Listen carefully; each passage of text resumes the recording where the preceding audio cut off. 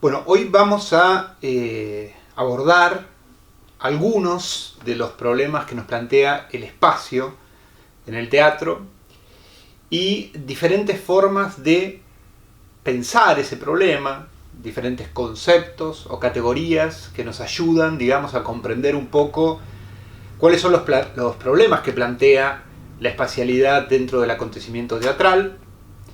Y vamos a hacerlo en una especie de traslado por el espacio, yendo de lo general a lo particular. Vamos a ver entonces 4 categorías.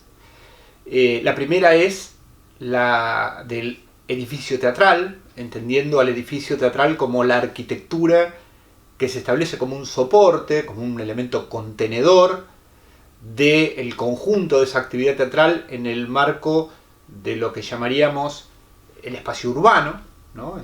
Es un recorte del espacio urbano, una arquitectura que se asimila y se diferencia del espacio urbano y que va a albergar un rito, que es el rito teatral. La segunda categoría que vamos a ver o que vamos a pensar es propiamente el espacio teatral. Entendido el espacio teatral como la porción del edificio teatral específicamente destinada a albergar el acontecimiento teatral. Esto es lo que habitualmente entendemos por la sala. Si el edificio teatral es el teatro argentino, la sala es la sala ginastera, ¿no? Es decir, es una parte específica de ese edificio. El espacio teatral nos presenta un conjunto de preguntas que tiene que ver con la configuración de una relación particular, que es la relación entre realizadores y espectadores, y que en términos espaciales, ¿no?, se plantea como la relación entre el escenario y la platea. Vamos a ver que, lejos de lo que uno presupondría, hay muchas formas distintas de organizar espacialmente esa relación, y que cada una de esas formas plantea, digamos, una experiencia distinta en ese vínculo. El tercer concepto sería el de espacio escénico, entendiendo el espacio escénico como la porción del espacio teatral específicamente destinada a los realizadores, ¿no?, de la práctica teatral, lo que habitualmente entendemos como el escenario, y que se expresa como la suma, ¿no?, de la escenografía, la utilería, el vestuario, la iluminación, en fin, lo que habitualmente uno entiende como el campo plástico de la representación. Y el cuarto concepto, la cuarta categoría que nos permitiría, digamos, como pensar el problema del espacio en el análisis de los espectáculos, es el concepto de espacio ficcional. Entendiendo el espacio ficcional como un espacio imaginario, como un espacio que no forma parte de nuestro mundo real, del mundo de nuestra experiencia cotidiana, sino como un otro espacio que se diferencia de este mundo real. Vamos a ver que la importancia de ese mundo ficcional consiste justamente en esa diferencia, en ese corrimiento del espacio real. Empecemos por el edificio teatral. El edificio teatral, decíamos, es la arquitectura que se establece como un soporte de la práctica teatral y que se inscribe, digamos, dentro del espacio urbano. Naturalmente, la forma más habitual en que concebimos al edificio teatral es el teatro, ¿no? Por ejemplo, insisto, el teatro argentino, el teatro Colón, ¿no?, son teatros, edificios teatrales. Pero también podemos pensar a un edificio teatral como una plaza, una estación de subterráneo, no sé, un bosque, y aún así el término nos ayuda como categoría teórica conceptual a establecer, digamos, cuál es el soporte arquitectónico estructural en el que se va a desarrollar esa práctica. Habitualmente, insisto, lo percibimos como un edificio teatral, como un teatro. El edificio teatral puede ser un espacio especialmente concebido para la práctica teatral, es decir, diseñado para el ejercicio de esa práctica, puede ser un espacio adaptado, un espacio pensado en origen para otros usos, y que, bueno, el teatro, digamos, lo habita y lo transforma de acuerdo a sus propias necesidades. O puede ser un espacio del mundo real, cotidiano, que el teatro, digamos, ¿cómo diríamos? Del cual el teatro se apropia momentáneamente, ¿no? El primero sería el caso de las salas teatrales en general, de las salas teatrales oficiales, ¿no? Mencionábamos el Teatro Colón, el San Martín, en el caso de La Plata, el Teatro Argentino. Son salas teatrales especialmente diseñadas para el desarrollo de la actividad teatral.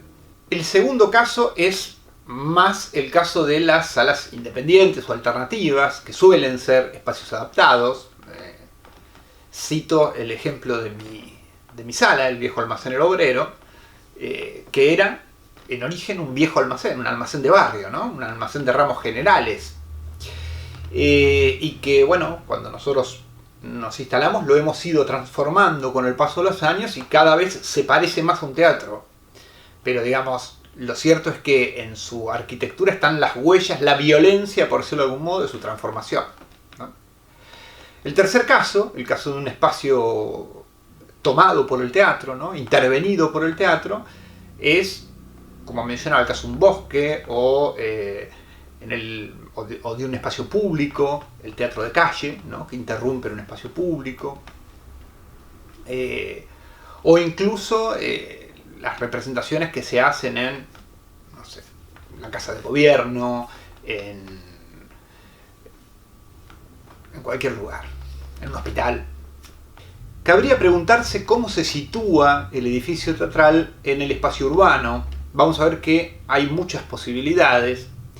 Una sería un edificio teatral que se constituye en una condición de centralidad, como es el caso del Teatro Argentino de La Plata, que se emplaza entre las calles 51 y 53, calles que en el diseño mismo de la ciudad están reservadas a los edificios públicos de mayor jerarquía. Entre calles 51 y 53 tenemos la estación de policía, tenemos la gobernación, tenemos la legislatura, tenemos la municipalidad, la catedral, y teníamos antes, en lo que ahora es el Centro Cultural Islas Malvinas, al ejército, creo que estaba ahí. Quiero decir, está pensada esa localización para los edificios de mayor dignidad, ¿no? De las instituciones más importantes de la ciudad. Ese emplazamiento jerarquiza al teatro argentino.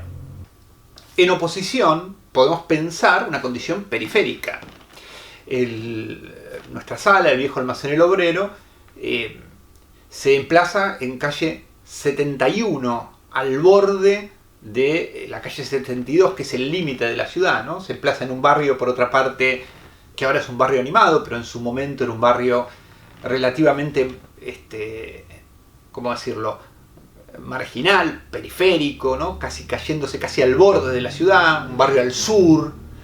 Entonces esa condición, digamos, de periferia también le aporta a la sala una identidad, una inscripción en la tradición del barrio, que era un barrio ferroviario. O podemos pensar en un edificio teatral que se constituye como en condición de rechazo al espacio urbano. Un edificio situado abiertamente en las afueras de la ciudad, un edificio al que hay que llegar, digamos, al que cuesta llegar, al que cuesta acceder, o al que hay que desplazarse, o hay que tomar más de un transporte, ¿no? De un medio de transporte. O podemos pensar en un espacio, en un edificio teatral que está oculto en el espacio urbano, ¿no? Un edificio teatral no señalizado, ¿no? En el cual en su frente no advertimos la condición de teatro de ese espacio, casi diríamos un teatro clandestino, ¿no? Me recuerda esto, por ejemplo, a Cantor, que hacía teatro durante la ocupación nazi en casas, o podemos hablar de un edificio teatral que asume al espacio urbano como una escenografía. Un edificio que realza, digamos, la ciudad, que la subraya. Por ejemplo, hacer teatro en la terraza de un edificio con toda la ciudad a la vista. En fin, como vemos, hay muchas posibilidades, muchas condiciones que puede establecer el edificio teatral con el espacio urbano.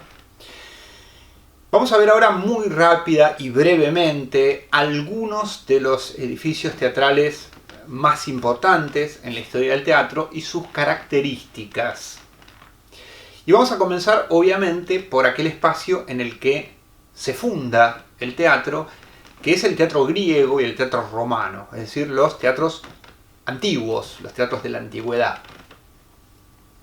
El teatro griego se asienta sobre un primer espacio que es un espacio circular, llamado la orquesta, que era el espacio del coro. Recordemos que el teatro griego procede del ditirambo, ¿no? Que era una ceremonia religiosa que se llevaba a cabo en ese primer espacio que es el círculo, ¿no? Vamos a ver que hay muchas tradiciones donde el primer espacio de representación es siempre un círculo. Por detrás de la orquesta aparecía la esquené y el proskenion, que era como el espacio reservado a los actores, y alrededor aparecía semicircularmente lo que serían la platea, ¿no? El lugar donde se llamaba koilón en el caso del teatro griego, cavea en el caso del teatro romano latino. En el caso de los teatros griegos se construían aprovechando las laderas de una montaña. Y vamos a ver que el teatro romano tiene con el teatro griego algunas pequeñas diferencias. La orquesta se reduce a la mitad. Esto pone en evidencia la crisis del coro, ¿no? El teatro ya latino no hay coro. Al contrario, se agranda lo que sería el espacio escénico, el antiguo proskenion griego. Y vamos a ver que estos teatros ya no se construyen sobre ladera de montaña, sino en el centro mismo de las ciudades. El segundo modelo de espacialidad que queríamos abordar es el modelo del espacio medieval. Recuerdan que la Edad Media es una época signada por el predominio de la Iglesia en el campo espiritual y cultural, y por el límite del arte a lo que llamaríamos todas las representaciones religiosas. Acontece en el campo de las artes plásticas, de la pintura, de la escultura, y acontece también en el campo del teatro. De hecho, no hay prácticamente teatro en la Edad Media, y el que hay es el llamado teatro religioso, litúrgico. Por lo tanto, la espacialidad medieval va a adoptar algo de la narrativa medieval, cuyo modelo es obviamente la Biblia. El Nuevo Testamento tiene un carácter episódico, es decir, va narrando la vida de Cristo en episodios. En cuanto a la espacialidad, cada uno de esos episodios se desarrolla en un espacio distinto llamado casas o mansiones. Hay dos modelos de esto. Uno sería el de un escenario alargado en el cual van representándose una al lado de otro cada una de las casas o mansiones que representan un momento en la vida de Cristo o de los santos, ¿no? O un escenario propio de la Biblia, ¿no? El cielo, el infierno, etc. O bien adopta otra modalidad, que es la modalidad, yo diría incluso más típicamente medieval, que es el traslado, ¿no? Es decir, los espectadores se trasladan de un escenario a otro, ¿sí? El ejemplo más claro de esto es el Vía Crucis. En el Renacimiento aparece por primera vez un teatro moderno. Vamos a tomar como modelo de esto el Teatro Olímpico de Vicenza, un teatro que se construye alrededor de 1580, si no me acuerdo mal, que tiene la particularidad de ser el primer teatro cerrado de la historia, techado. Recuerden ustedes que en todas las épocas anteriores el teatro se hacía al aire libre. Todo el teatro renacentista se articula a partir del principio de la perspectiva, que es una técnica que permite constituir en un plano o aún en una perspectiva corpórea, ¿no? Es decir, material en 3 dimensiones, pero, insisto, construir, digamos, una idea de profundidad, ¿no? Es decir, otorgarle a un plano aquello de lo que el plano carece, que es profundidad. Estos edificios, insisto en tomar como modelo el Teatro Olímpico de Vicenza, van a establecer una separación rígida entre la escena y la platea y una condición de relativa frontalidad. Digo de relativa frontalidad porque el Teatro Olímpico de Vicenza se funda en un modelo latino y por lo tanto, digamos, ustedes pueden ver que en la platea todavía está esa forma semicircular. Los teatros isabelinos, correspondientes a la época de Shakespeare, ¿no? Inglaterra, año 1600 aproximadamente, son, como Shakespeare lo llamó, esa O de madera, ¿no? Ese círculo de madera. Eran edificios teatrales basados en un patio central, abierto, en el cual iba el público de pie, y unas galerías que circularmente rodeaban a ese patio, a 2 o 3 niveles de galerías, en los cuales iba el público de mayor poder adquisitivo, ¿no? Y ahí podían sentarse. Y en uno de cuyos extremos, ese patio tenía un escenario que avanzaba hacia el patio de butacas, un escenario que tenía detrás 3 puertas, un balcón, ¿no? Que estaba techado, que tenía columnas, en fin. Vamos a poner alguna reproducción, algunas imágenes de un teatro isabelino, mientras lo vamos comentando. Y bueno, este teatro, digamos, el teatro isabelino, era un teatro obviamente en el cual ese espacio se constituía no como un espacio de ilusión, a la manera del Teatro Olímpico de Vicenza, sino como un espacio meramente convencional. Los espectadores se veían entre sí, formaban parte del espectáculo de algún modo, ¿no? Se dice que aquellos que podían pagar los asientos más caros se situaban o bien detrás del escenario, lo cual les otorgaba una visión espantosa, pero se aseguraban ser vistos por los demás, o bien, en algunos casos de menor dignidad del elenco, directamente los sentaban arriba del escenario, ¿no? Entonces digo, había algo ahí de vida social, de mostrarse, ¿no? En el cual obviamente el público era parte de ese acontecimiento, era parte de ese espectáculo. Los corrales de comedia españoles, a lo largo del 1600, van a asumir una forma parecida a los teatros isabelinos, consistente en un patio central abierto, rodeado de galerías, solo que en el caso español esa forma va a ser cuadrada y no circular, a la manera, digamos, isabelina.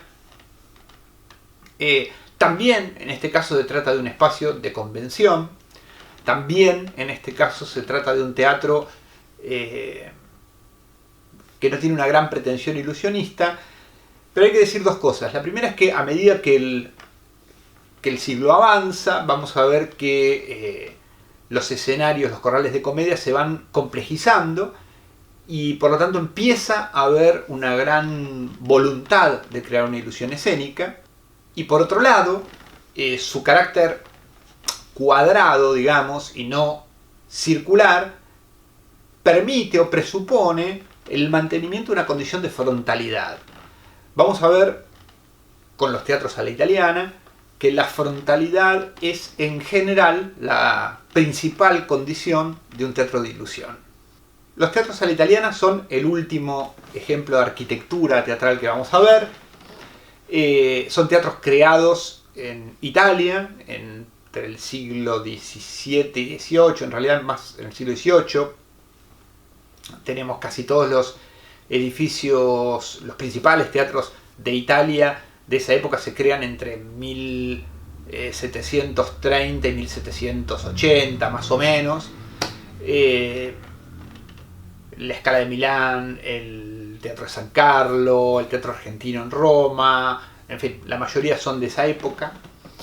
Y es un teatro, digamos, que tiene una perspectiva predominantemente frontal, con una platea rodeada de galerías en forma de herradura, con diversos niveles, puede ser de 2 niveles a 7, 8, incluso 9 niveles, y que se constituye como el gran teatro de ilusión, ¿no? El teatro a la italiana tiene en su andamiaje escénico una gran maquinaria ilusionista que acompaña de algún modo esta condición de frontalidad. Los principales teatros del mundo, sobre todo en el campo de la ópera, son teatros a la italiana. También son a la italiana los teatros públicos más importantes de nuestro país. Digo, lo es el Colón, lo es la Sala Ginastera del Teatro Argentino. En el caso nuestro es un teatro a la italiana, el Coliseo, aunque es un teatro adaptado, pero es un teatro a la italiana. Y son teatros a la italiana la inmensa mayoría de los teatros de pueblo que encontramos a lo largo y a lo ancho de nuestro país, habitualmente situados en la plaza central del pueblo y que tienen el nombre de teatro italiano, o teatro español, o teatro Verdi, ¿no? Van a ver que eso se repite en casi todos los pueblos, son todos, o la mayoría de ellos, teatros a la italiana.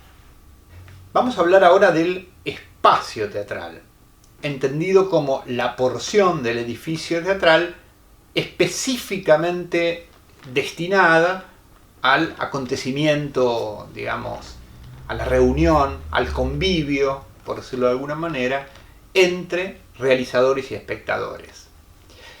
Y vamos a pensar, digamos, este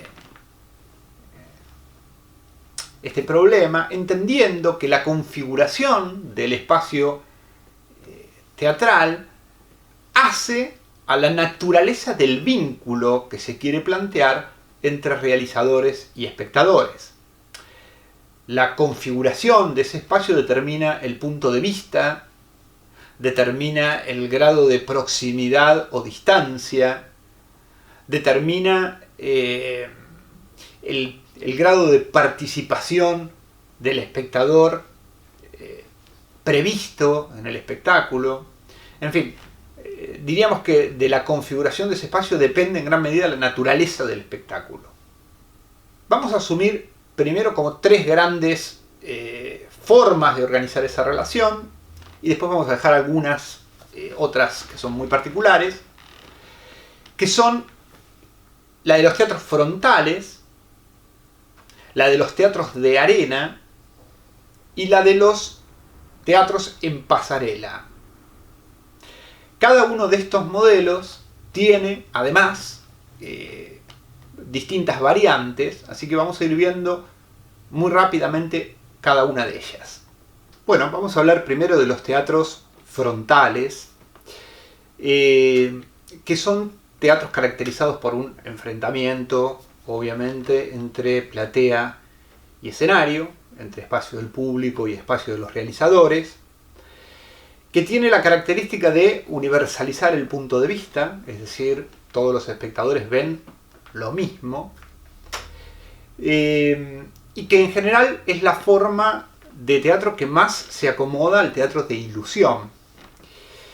Entre los teatros frontales vamos a hablar del teatro frontal puro, que consiste, digamos, en esa oposición entre platea y escenario. Es la forma de teatro más habitual hoy en día, sobre todo en casi todos los espacios alternativos, el teatro independiente, encontramos esta forma de relación entre escenario y platea.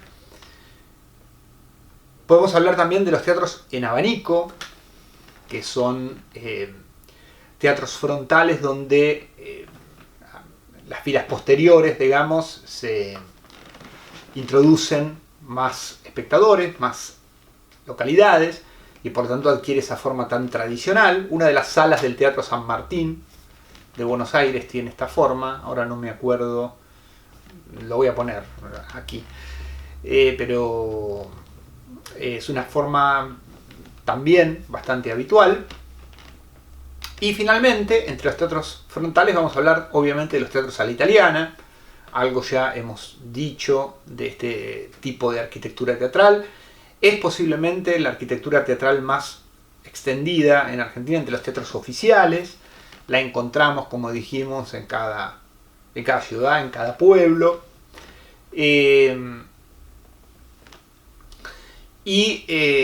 Mencionábamos como desarrollo de los teatros a la italiana el siglo XVIII, que es un momento de consolidación de la burguesía, y tiene que ver con esta idea, ¿no? Con que la burguesía, que viene confrontando, digamos, con la aristocracia, en ese momento como clase dominante, legitima o funda su dominio político y económico en la igualdad, ¿no? A diferencia de la aristocracia, que funda su poder en la idea de reconocerse como alguien distinto, elevado del vulgo. Al contrario, la burguesía nos iguala, y esa igualación, digamos, se manifiesta en el desarrollo de estos teatros, que igualan el punto de vista. En principio, todos vemos lo mismo.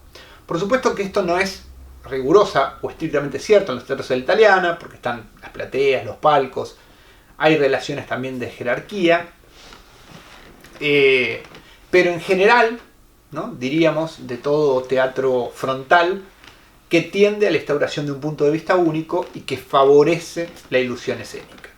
El segundo modelo de teatro son los llamados teatros de arena. Su nombre deriva del circo, de los circos, digamos, porque es un tipo de escenario muy vinculado a esa tradición, a la tradición popular, y por supuesto también como espacio de rito y de ceremonia.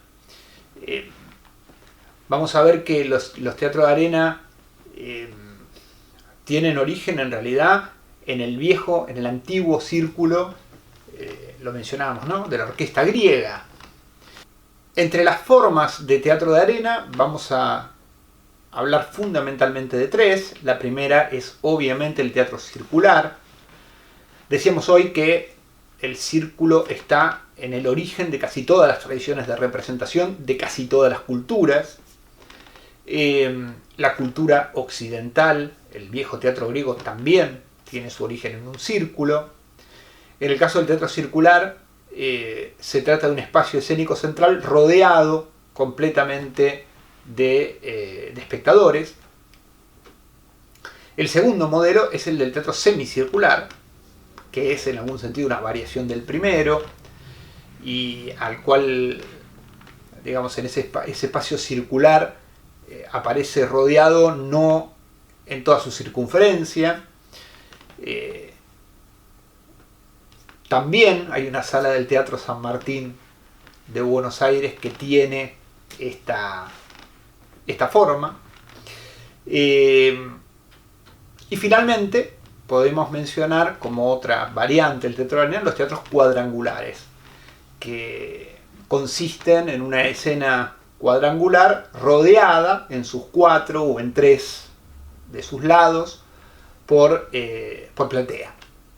Hay que decir que toda la tradición de los teatros de arena se fundan, digamos, como en esta doble condición. Son teatros de ceremonia, de rito, o son teatros de tradición popular. Obviamente cuestionan, dificultan la ilusión escénica, porque los espectadores se ven entre sí.